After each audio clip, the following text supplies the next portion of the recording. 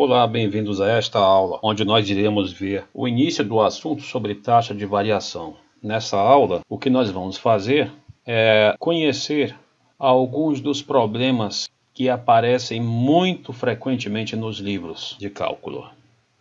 Vamos começar com o seguinte exemplo. Um balão esférico está sendo abastecido com ar quente a taxa de 2 metros cúbicos por minuto. Calcule a taxa com que seu raio cresce no momento em que este raio estiver medindo 4 metros. A primeira coisa que nós devemos fazer nesse tipo de problema é traduzir matematicamente tudo aquilo que nos foi informado. Primeiro que tudo, trata-se de um balão esférico, o que significa que aqui está sendo imposta a hipótese simplificadora de que o balão sempre se manterá esférico à medida que estiver sendo cheio de ar. O que mudará, portanto, é apenas o tamanho dele. Isto daqui representa a taxa de variação com que está variando o volume do balão, com respeito ao tempo, evidentemente. Isso aqui é minutos. Porque isto nada mais é do que a taxa segundo a qual entra ar no balão. Esse é digamos, a velocidade de entrada de volume de ar no balão. Para não confundirmos volume com velocidade, eu vou usar esse V cortado aqui para representar volume. Como toda taxa de variação, e isto é uma variação que neste caso podemos considerar instantânea, isto é uma derivada do volume com respeito ao tempo, quanto é 2 metros cúbicos por minuto. Não vamos no momento nos preocupar com as unidades, apenas para não carregar demais a notação. Como nós estamos falando de um volume de ar, e este volume evidentemente vai assumir formato esférico, que o ar vai assumir o formato, evidentemente, do recipiente que o contém, é claro que nós precisamos saber qual é o volume de uma esfera de raio R. E o volume de uma esfera de raio R é 4/3 de π vezes R ao cubo. Desde já é importante mencionar que nós vamos precisar, para trabalharmos com taxa de variação, saber os fatos básicos da geometria elementar e até mesmo da física elementar. Não vai fazer mal algum, muito pelo contrário, fazermos cada um de nós depois uma pequena revisão sobre áreas e volumes de figuras geométricas, porque isso irá realmente nos ajudar bastante. Temos aqui em forma matemática os dados fornecidos pelo problema. Vamos tentar traduzir também aquilo que está sendo pedido. Calcule a taxa de variação com que seu raio cresce. Evidentemente o raio vai crescer. Se aqui fosse dito tão somente calcule a taxa de variação com que seu raio muda, nós já poderíamos intuir também que este raio estaria crescendo, porque esse volume evidentemente está aumentando, está entrando o ar quente no balão. O que está sendo pedido aqui, matematicamente, é isso. A taxa de variação com que o raio muda com respeito ao tempo, evidentemente. Observem agora esta anotação que é muito importante. Nós queremos a taxa de variação com que o raio muda no instante em que este raio for de 4 metros. Eu repito que aqui nós não estamos muito preocupados no momento com as unidades, apenas para não carregar demais a notação. É isto que está sendo pedido. Vamos à resolução do problema. A expressão para o volume é essa. E este volume é por si só variável, uma vez que evidentemente ele está aumentando, está entrando ar dentro do balão. Ele varia porque o raio varia, ou vice-versa. O raio está variando porque o volume vai variar. Não é nada devido a essas coisas que estão aqui. 4/3 de π, na verdade, é uma constante. Π é constante. Então, o volume varia com o tempo porque o raio varia com o tempo e vice-versa. Nós temos aqui um valor que foi fornecido para a taxa de variação do volume com respeito ao tempo. E o que significa derivar isso com respeito ao tempo? Nós vamos tratar isso como uma derivada comum, apenas nos lembrando de que o raio por si só é uma função da variável tempo. Então aqui novamente vai entrar a regra da cadeia. De qualquer maneira, a derivada de uma constante por uma função é a constante. Pela derivada da função, vamos derivar. Isso aqui é a derivada da função externa, vezes a derivada da função interna. Lembrem-se, a função interna é raio como função da variável tempo. E aqui fica fácil, observem. Isso aqui era 4/3 de π. A derivada com respeito a r de R3 é evidentemente 3r². E aqui aparece dr dt, que eu não sei quem é, mas na verdade isso é justamente quem eu gostaria de saber. Continuando aqui, o que nós teremos é o seguinte. 2 igual a 4π R2 dr dt. Observem que o dr dt, que é aquilo que nós gostaríamos de encontrar, pode agora ficar explícito. Isso será 1 sobre 2π r². Estamos, portanto, em condições de encontrar aquilo que está sendo pedido. Nós queremos essa taxa de variação do raio no momento em que o raio for 4. É só substituirmos aqui. A taxa de variação do raio no momento em que o raio for igual a 4 vai ser 1 sobre 32π. E agora sim, nós vamos nos importar com as unidades. Os comprimentos estavam em metros e as unidades de tempo estavam em minutos. Então, essa taxa, comprimento por tempo, é metro por minuto. Ou seja, no momento em que o raio atinge o tamanho de 4 metros, ele estará crescendo a taxa de 1 sobre 32π metros por minuto. Resumindo, um problema como esse costuma ser encarado como pertencente a uma das partes mais difíceis do cálculo 1, simplesmente porque a grande maioria dos estudantes de cálculo 1 chega neste momento com uma defasagem muito grande nas bases de ensino fundamental e médio, mais especificamente no que diz respeito a conhecimentos básicos sobre geometria. Então, mais uma vez, eu assinalo a importância de se fazer um pequeno resumo sobre, pelo menos, áreas e volumes.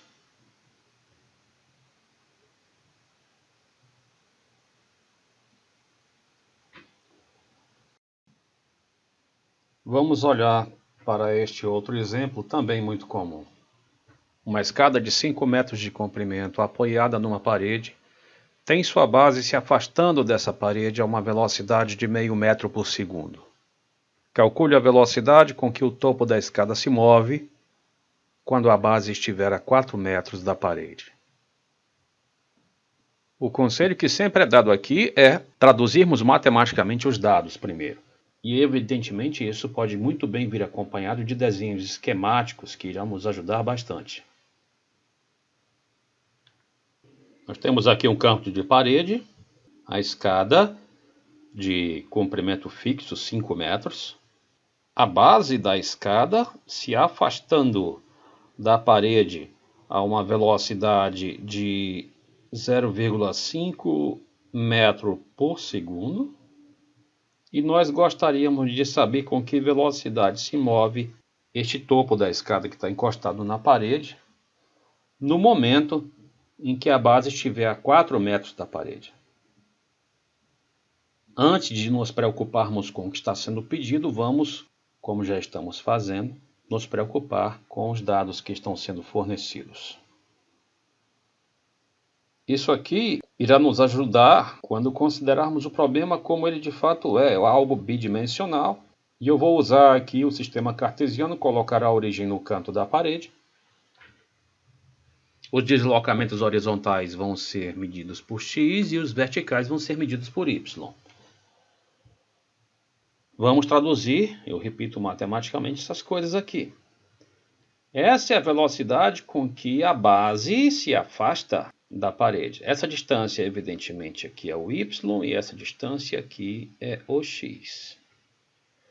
E x é a distância, a velocidade é a variação do x com respeito ao tempo, ou seja, derivada de x com respeito ao tempo. E isso daqui é que é 0,5. Eu repito que eu não vou colocar aqui no momento as unidades.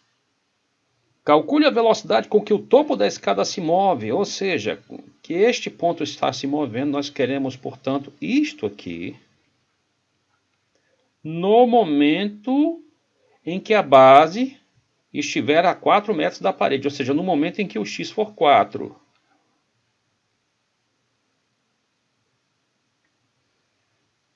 Observem que uma parte crucial do problema é interpretá-lo. Nós temos de treinar muito esse tipo de coisa. Isso é problema não apenas de física ou matemática, também de interpretação de texto. Esta é a situação, isto é o que está sendo pedido, agora vamos analisar o problema. Aqui nós temos em qualquer estágio do movimento um triângulo retângulo de hipotenusa fixa igual a 5. X ao quadrado mais y ao quadrado igual a 5. Essa é a expressão do teorema de Pitágoras nesse triângulo.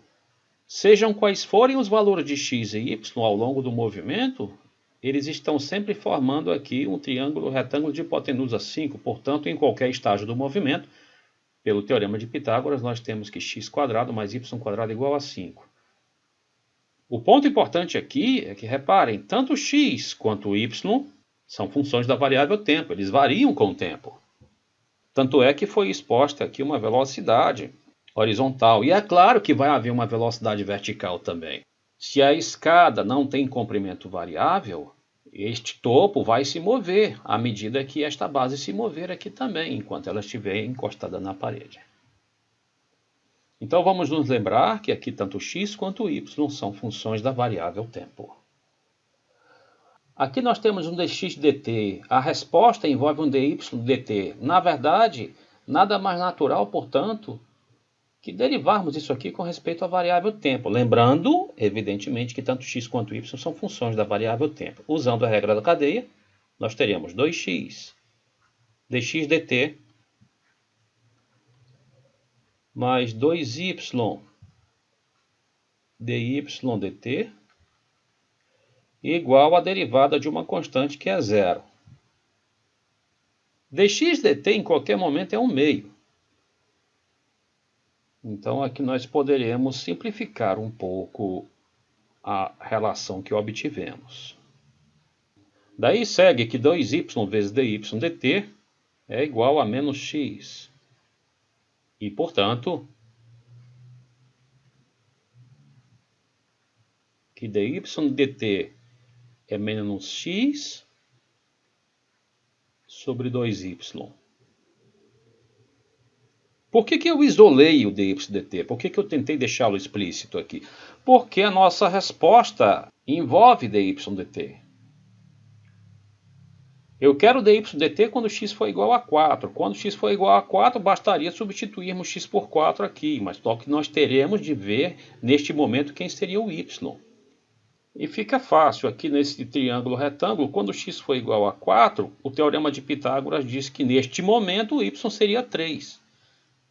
Segue, portanto, que o dy dt, no momento em que o x for 4, será menos x igual a 4, y igual a 3, e, portanto, o dy dt, quando x igual a 4, seria menos 2/3.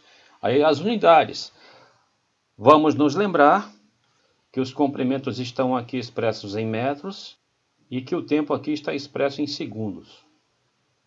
Aqui é comprimento, aqui é tempo, então seria menos 2/3 metro por segundo. E o que significaria este sinal de menos aqui? O cálculo diferencial nos ajuda tanto que, inclusive, nos informa sobre o sentido no movimento. esta velocidade vertical é negativa? Simplesmente porque no momento em que a base da escada se afasta da parede, é claro que o topo da escada está descendo.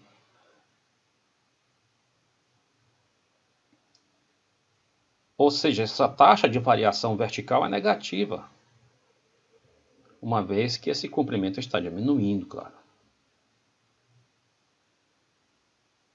Então, o que nós precisamos fazer?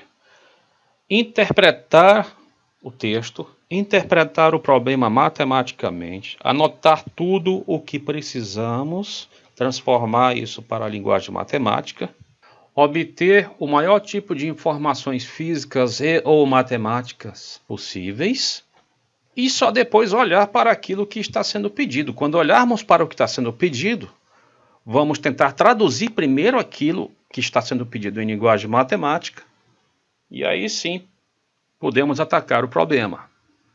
Cada problema é um espírito diferente, cada problema é uma maneira diferente de fazer dependendo da situação que ele expõe. O que nós precisamos fazer é, evidentemente, primeiro ter uma base de geometria. Nesse caso, lembrem-se, pelo menos o teorema de Pitágoras aqui foi requerido. Uma base do significado de derivada, como taxa de variação. E tendo registrado e interpretado com calma as coisas, nós iremos conseguir fazer o problema. É importante, portanto, essa revisão prévia de conceitos físicos e geométricos.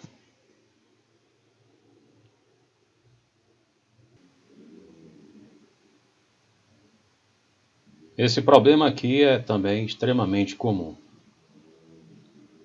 A água escoa de um recipiente cônico a taxa de 1 metro cúbico por segundo. Qual a velocidade com que desce o nível da água quando ele for de 2 metros? Muito bem, nós temos água aqui escorrendo e como se trata de um fluido, ele está aqui assumindo o formato do recipiente. Então, o volume de água é um volume cônico também, que tem, portanto, sua altura e seu raio. Só que este conezinho, que é o cone de água, está variando. E este cone aqui, que é o recipiente, evidentemente, está fixo. Este é um cone, digamos, circular reto, de altura 9 metros e raio da base 3 metros. Nós queremos saber com que velocidade esse nível da água, essa altura H aqui, está variando. Eu coloquei Hzinho para diferenciar desse Hzão aqui que é fixo. Esse Hzinho está variando evidentemente com o tempo, né? Nós queremos saber com que velocidade esse Hzinho está descendo evidentemente, porque esse recipiente está esvaziando, no momento em que este próprio nível estiver em 2 metros. É evidente que nós precisamos pelo menos saber a medida do volume de um cone circular reto de altura H e raio da base R. É 1/3 da área da base pela altura, mais precisamente nesse caso vai ser πr2h sobre 3. Eu usei essa simbologia diferente para representar o volume deste cone fixo aqui. Sem sabermos disso, não dá nem para começar a resolver o problema. Vamos continuar registrando os dados que estão sendo fornecidos aqui. Esta é a taxa segundo a qual o volume de água escoa, segundo a qual diminui o volume de água aqui, segundo a qual diminui este volume cônico de água. Eu vou chamar de V cortado o volume deste cone de água. dV/dt é menos 1. Evidentemente é uma taxa negativa, porque esse volume está diminuindo. Nós queremos saber qual a velocidade com que desce o nível da água, no instante em que este nível for de 2 metros. Nós queremos saber, portanto, expressando matematicamente, dH/dt, no momento em que o H for igual a 2. E aqui, novamente, eu não estou usando as unidades apenas para deixar a notação mais limpa. Nós temos uma expressão para o volume deste cone fixo, para o volume do recipiente. A expressão para o volume deste cone variável é também uma expressão semelhante. Nós temos sua altura e vamos ter seu raio. Seu raio também, que eu vou chamar aqui de Rzinho, que varia evidentemente com o tempo, precisa ser achado. E aí mais outra necessidade de conhecimento geométrico se faz evidente aqui. Nesse cone circular reto, uma secção transversal dessa daqui, ela vai nos ajudar a perceber que nós temos semelhança entre dois triângulos retângulos. E isto irá nos ajudar bastante. Para começar, vamos expressar o volume de líquido, que é um volume cônico também. Vai ser π vezes o raio do cone líquido, vezes a altura do cone líquido sobre 3. Aqui, infelizmente, nós temos duas variáveis. Nós só sabemos tratar com cálculo diferencial envolvendo uma só variável. Lembrando que ambas estão variando com respeito ao tempo e que uma está relacionada com a outra, nós podemos contornar essa dificuldade. Vamos atentar para essa semelhança entre esses triângulos retângulos aqui. Semelhança de triângulos é algo também importantíssimo, caso você não esteja lembrado. Eu recomendo mais uma vez fortemente fazer uma revisão ontem. E como isso é usado? Isso é usado da seguinte forma. Vamos usar a semelhança aqui. Uma vez que esses dois triângulos retângulos são semelhantes, em particular, por exemplo, porque esses dois triângulos possuem ângulos respectivamente congruentes, então, digamos, a altura do maior está para a altura do menor, assim como o raio do maior está para o raio do menor. Quem é variável aqui? O Hzinho e o Rzinho. O Hzão e o Rzão são constantes. De posse disso, nós podemos encontrar esse Rzinho. Nós podemos nos ater agora, pelo menos pelo momento, apenas na parte estritamente matemática, a parte dos cálculos, porque a parte interpretativa já foi usada há pouco para podermos registrar todos os dados. Daqui nós podemos concluir que o Rzinho, ele é Rzão vezes o Hzinho sobre o Hzão.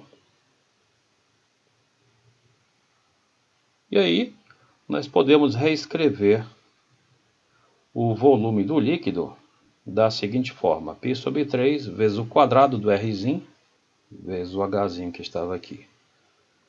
Observem que isto irá nos fornecer π Rzão quadrado sobre 3 Hzão quadrado vezes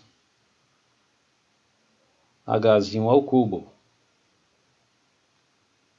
Por que foi que eu juntei essas coisas? Simplesmente porque o Rzão, o Hzão, o 3 e o π são evidentemente constantes. Então isso aqui tudo é apenas uma constante. A única variável aqui é o H.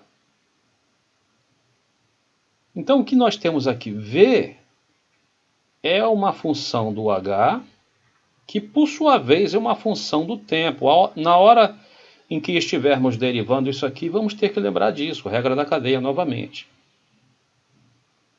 Por exemplo, a derivada de V com respeito a t, pela regra da cadeia, é derivada da função externa, derivada de V com relação a h, vezes a derivada da função interna, derivada da h, com respeito ao tempo. E este raciocínio para nós já é suficiente para resolvermos o problema, porque primeiro, dv dt já foi fornecido aqui. É menos 1. E dh dt é aquilo que está sendo pedido. Portanto, se nós encontrarmos o dv dh, nós teremos praticamente achado tudo de que precisamos. Mas isto é perfeitamente possível, veja. Está aqui a expressão para o V em função do H. Então, dV dH vai ser. Muito bem. Estamos aqui com uma derivada convencional. O H é simplesmente a variável desta função aqui. E isto aqui é uma constante. A derivada de uma constante por uma função é a constante pela derivada da função. Então, o que nós vamos obter vai ser dv/dh igual a π R2 sobre H2 vezes o quadrado do Hzinho. Agora nós temos condições de fazer isso. Lembre-se que essa equação nos fornecerá a solução. Então nós temos aqui menos 1 igual a dv/dh, que agora nós sabemos quem é, πr2 sobre H2 vezes Hzinho quadrado vezes dH dt. É a hora, portanto, de explicitarmos o dH dt para efetivamente fazermos os cálculos. Vejam que o dH dt ficou menos Hzão quadrado sobre π Rzão quadrado Hzinho quadrado. Agora é só substituirmos os dados. Vamos lembrar que nós estamos querendo o dH dt no momento em que este Hzinho for igual a 2. Substituindo os valores de Hzinho, de Hzão e Rzão, nós vamos encontrar o que precisamos. Quem eram esses valores? O Hzão era 9 e o Rzão era 3. Então vamos substituir. O Hzão era 9, o Rzão era 3 e neste momento que nós queremos o Hzinho era 2. Portanto, substituindo, nós teremos menos 81 sobre π vezes quadrado do Rzão 9, quadrado do Rzinho 4. Ou seja, menos 9 sobre 4π, e aí vem as unidades. Os comprimentos aqui, pelo nosso enunciado, estavam em metros e as unidades de tempo em segundos. Então isso aqui seria menos 9 sobre 4π metros por segundo. Esta é a taxa segundo a qual decresce a altura, e este sinal de menos fala isso muito bem, no momento em que essa própria altura for de 2 metros.